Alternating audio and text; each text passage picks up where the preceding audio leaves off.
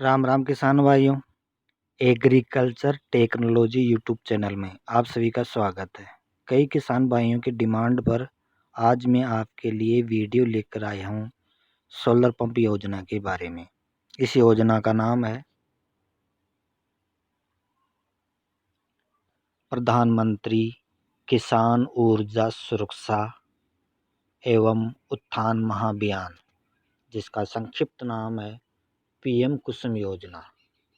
इस योजना का क्रियान्वयन उद्यान विभाग के द्वारा किया जाता है।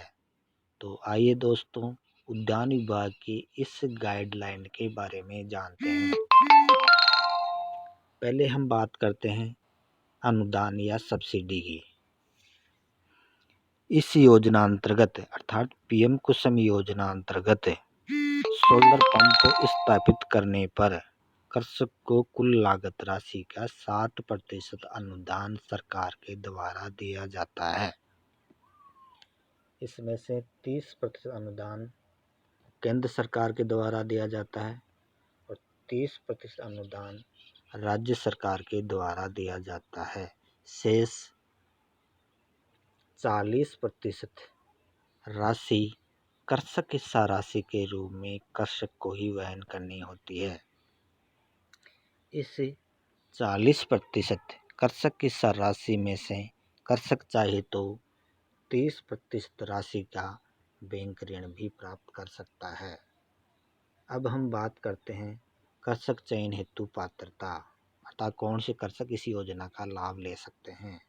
नंबर 1, कृषक द्वारा कृषि एवं उद्यानिकी फसलों, कृषि में आती है गेहूँ, जौ, चना, सरसों, तारामीरा, ज्वार, बाजरा, मक्का, उड़द, चंवला, अरहर, मूंगफली इत्यादि फसलें। और उद्यानिक फसलों में आती है मसाले, सब्जियां, फल वृक्ष वगैरह।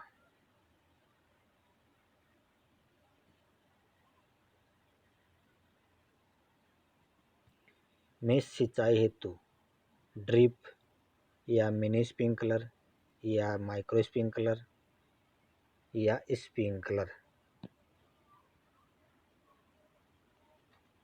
होना आवश्यक है। यदि इनमें से किसी एक की व्यवस्था पहले से है तो अच्छी बात है, अन्यथा सोलर पंप सेट स्थापित करते समय इनमें से किसी एक की व्यवस्था करना अनिवार्य होता है। नंबर 2, उच्च उद्यानिकी तकनीकें जैसे ग्रीन हाउस या शेड नेट हाउस या लो टनल का उपयोग करने वाले कृषक भी इस योजना के पात्र होंगे। नंबर 3 है, इस योजना में डार्क जोन या ब्लैक जोन में पहले से स्थापित डीजल पंप सेट से सिंचाई करने वाले कृषक को ही इस योजना अंतर्गत लाभान्वित किया जाएगा।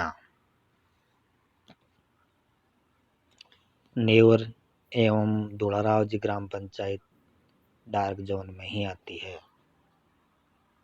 नंबर 4 है, इस योजना में लघु एवं सीमांत कृषकों को प्राथमिकता दी जाती है। नंबर 5 है, जिन कृषकों के पहले से कृषि विद्युत कनेक्शन है या सौर ऊर्जा पंप संयंत्र परियोजना अंतर्गत अनुदान प्राप्त कर लिया है तो वे इस योजना के पात्र नहीं माने जाएंगे। नंबर 6 है, जिन कृषकों ने पहले से विद्युत विभाग में कृषि विद्युत कनेक्शन हेतु आवेदन कर रखा है तो वे तभी पात्र माने जाएंगे जब वे स्वयं अपनी सहमति से कृषि विद्युत कनेक्शन आवेदन को समर्पित कर देंगे।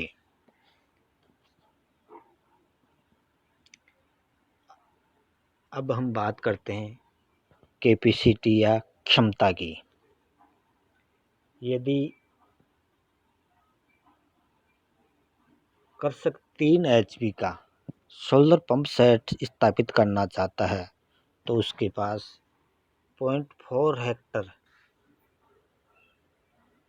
भूमि होना आवश्यक है। यदि कृषक ट्यूबवेल या कुएं पर सोलर पंप सेट स्थापित करना चाहता है तो उसके भूमिगत जल स्रोत की गहराई 100 मीटर से अधिक नहीं होनी चाहिए।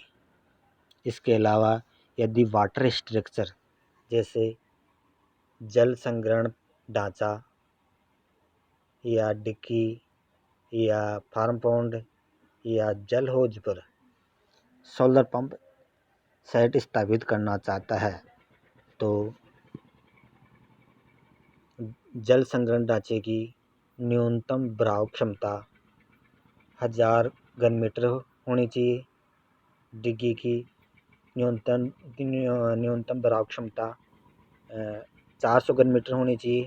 फार्म पॉन्ड की न्यूनतम भराव क्षमता 600 घन मीटर होनी चाहिए और जल हौज की न्यूनतम भराव क्षमता 100 घन मीटर होनी चाहिए। दूसरा है 5 HP का। यदि कृषक 5 HP का सोलर पंप सेट स्थापित करना चाहता है तो उसके पास स्वयं की भूस्वामित्व की 0.75 हेक्टर भूमि होना आवश्यक है।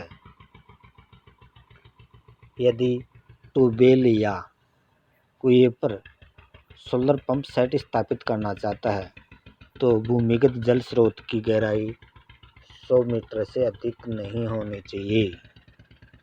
इसके अलावा यदि किसी वाटर स्ट्रक्चर पर सोलर पंप सेट स्थापित करना चाहता है जैसे जल संग्रहण ढांचा डिक्की या फार्म पॉन्ड तो उनकी न्यूनतम भराव क्षमता 2000 घन मीटर होनी चाहिए। तीसरा है सौर ऊर्जा पंप 7.5 HP का। यदि कृषक 7.5 HP का सोलर पंप सेट स्थापित करना चाहता है तो उसके पास स्वयं की भूस्वामित्व की भूमि 1 हेक्टर होना आवश्यक है। इसके अलावा यदि ट्यूबवेल या कुएं पर कुएं या ट्यूबवेल पर सोलर पंप सेट स्थापित करना चाहता है तो उसकी भूमिगत जल स्रोत की गहराई अधिकतम 100 मीटर से अधिक नहीं होनी चाहिए। यदि किसी वाटर स्ट्रक्चर जैसे जल संग्रहण ढांचा या डिग्गी पर सोलर पंप सेट स्थापित करना चाहता है तो उनकी भराव क्षमता न्यूनतम 7500 घन मीटर से कम नहीं होनी चाहिए।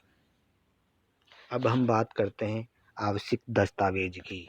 नंबर 1 है आवेदन पत्र जिस पर लाभार्थी की फोटो लगी हुई हो। कौन सा? ये आवेदन पत्र है 2 पृष्ठों का। ये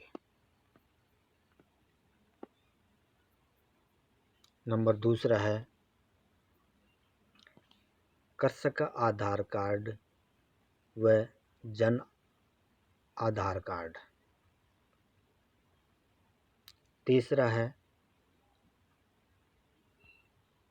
शपथ पत्र जिसमें कृषक हिस्सा राशि जमा कराने हेतु सहमति के लिए चाहिए। चौथा है कृषि विद्युत कनेक्शन। पहले से कृषि विद्युत कनेक्शन नहीं है और सौर ऊर्जा पंप संयंत्र पर सब्सिडी नहीं लिए, इसका शपथ पत्र। पांचवा है भूमि की जमाबंदी या पासबुक जो P35 में होनी चाहिए अर्थात पटवारी द्वारा सिग्नेचर की हुई, नंबर चढ़ाई हुई होनी चाहिए। नंबर छठा है सिंचाई जल स्रोत का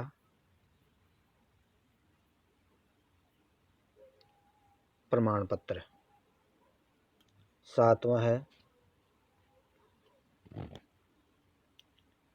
आवेदन की पात्रता हेतु सत्यापन प्रमाण पत्र जो कृषि पर्यवेक्षक, सहायी कृषि अधिकारी या कृषि अधिकारी के द्वारा जारी किया जाता है। नंबर 5वां है भू स्वामित्व में जल स्रोत डार्क जोन में या ब्लैक जोन क्षेत्र में होने पर पटवारी द्वारा जारी प्रमाण पत्र। और अंत में है बैंक पासबुक है, पैन कार्ड है, इन सब की 2 कॉपी। थैंक्स।